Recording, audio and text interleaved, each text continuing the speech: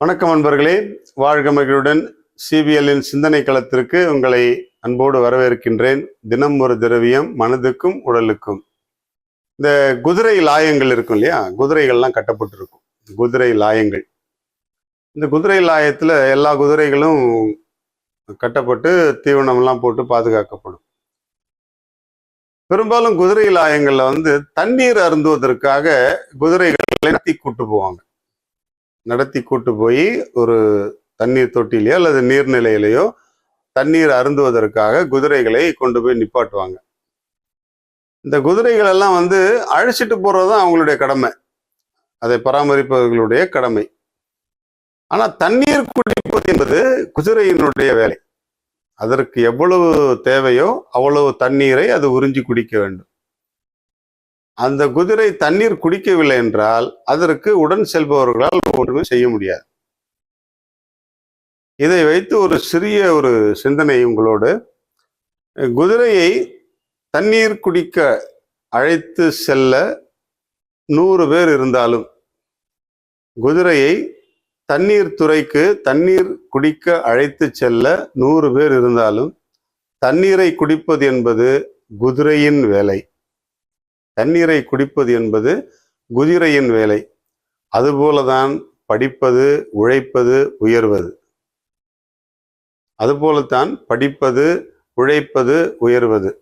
நம்முடைய செயலை நாம் செய்தால்தான் அதனுடைய பலன் நமக்கு சேரும். தண்ணீர், நமக்கான தண்ணீரை நாம் தான் குடிக்க வேண்டும். நம்ம கொண்டு போய் நிப்பாட்டுவாங்க, நமக்கு ஒரு பாட்டிலில் கொண்டு வைப்பாங்க, எல்லாம் நீங்க தான் குடிக்கணும். ஆனா அதையும் நமக்கு யாராவது ஊற்றி கொடுப்பாங்களான்னு வெயிட் பண்ணுறது மிகப்பெரிய தவறு. இந்த படிக்கின்ற பிள்ளைகள் கொஞ்சம் நல்லா சிந்திச்சு பார்ப்போம். ஒரே வகுப்பில் படிப்பாங்க. உதாரணத்துக்கு ஒரு 10 நண்பர்கள் இருக்கிறாங்கன்னு வச்சுங்களேன், ஒரு கிளாஸில். அந்த 10 பேரும் ஒரே டீச்சர்கிட்ட தான் படிப்பாங்க. ஒரே மாதிரியான ஆன்சர்ஸ் தான் அவங்க எல்லாரும் ப்ரிப்பேர் பண்ணுவாங்க. ஒரே விதமான டியூஷன்லேயோ அல்லது கோச்சிங் சென்டர்லேயோ தான் அவங்க படிக்கிறாங்க. ஒரே விதமான நாட்களில் தான் அவர்கள் பள்ளிக்கு போகிறாங்க அல்லது கல்லூரிக்கு போகிறாங்க. எல்லாமே ஒரே மாதிரியான சூழ்நிலையில் தான் அவர்கள் வளர்கிறார்கள். ஆனால் மதிப்பெண்களை பார்க்கும் பொழுது ஒவ்வொருவருக்கும் ஒவ்வொரு விதமான மதிப்பெண்கள். ஒருவர் 10க்கு 10 வாங்குகிறார், ஒருவர் 9 வாங்குகிறார், ஒருவர் 7 வாங்குகிறார் அல்லது 8 வாங்குகிறார். ஏன் வித்தியாசம்? நான் மேல் சொன்ன அந்த உதாரணம் தான் அந்த வித்தியாசம். தண்ணீர் துறைக்கு கொண்டு போய் விட்டு தண்ணீரை குடி என்று குதிரையை நிப்பாட்ட தான் முடியும். தண்ணீரை குடிப்பது என்பது குதிரையினுடைய வேலைதான். அதே போல்தான் படிப்பதும், வேலை செய்வதும், உழைப்பதும், உயர்வதுமே. அந்த வாய்ப்பை காட்டப்படும். நமக்கு அந்த வாய்ப்பு நமக்கு காட்டப்படும் அல்லது நமக்கு முன்னால் வைக்கப்படும். அதை ஏற்றுக்கொள்வதும் அதை மாற்றிக்கொள்வதும் நம் கையில் தான் இருக்கிறது. எல்லோரும் என்ன பார்த்தா அந்த வகுப்பில் இருக்கிற எல்லா மாணவர்களுமே 100க்கு 100 வாங்குவதில்லை. ஒருவர் 100 மார்க்கு, ஒரு 90 மார்க்கு, ஒரு 70 மார்க்கு அப்படிதான் வாங்கிட்டு இருப்பாங்க. ஆனா எல்லோருக்கும் ஒரே பாடம் தான் சொல்லிக் கொடுக்கப்படுகிறது, ஒரே முறையில் தான் சொல்லிக் கொடுக்கப்படுகிறது. ஒவ்வொருவரும் எவ்வளவு ஏற்றுக்கொள்ளுகிறோமோ, நம்மில் எவ்வளவு ஈர்த்து கொள்ளுகிறோமோ அந்த அளவிற்கு நாம் பலன் தருவோம்.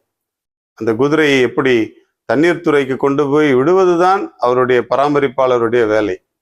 அதே போல்தான் ஆசிரியர்கள், பெற்றோர்கள், உறவினர்கள், பெரியவர்கள், நண்பர்கள் எல்லோருமே நமக்கு உதவிகளை செய்வார்கள்.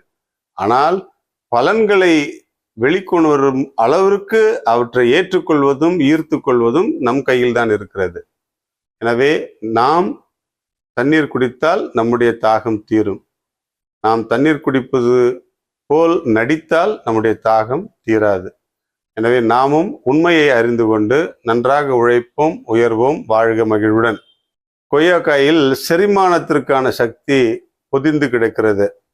உயர் நார்ச்சத்து, மற்ற எல்லா பழங்களையும் விட அதிகமான நார்ச்சத்து அதில் இருக்கிறது. மலச்சிக்கலை தடுக்கிறது. மலச்சிக்கலே, கொய்யாப்பழம் சாப்பிட்றவங்களுக்கு மலச்சிக்கல் பிரச்சனையே இருக்காது. குடல் இயக்கத்தை சீராக வைக்க உதவுகிறது. இந்த கொய்யாப்பழம் சாப்பிட்றவங்க டெய்லி ஏற்கனவே ஒரு எபிசோட்ல சொல்லியிருப்பேன், 2 கொய்யாப்பழம் டெய்லி சாப்பிட்டீங்கன்னா வயிற்று பிரச்சனை இருக்கவே இருக்காது. எனவே கொய்யா சாப்பிட்டு நம்முடைய உடலை பாதுகாப்பாக வைத்துக் கொள்வோம். வாழ்க மகிழ்வுடன்.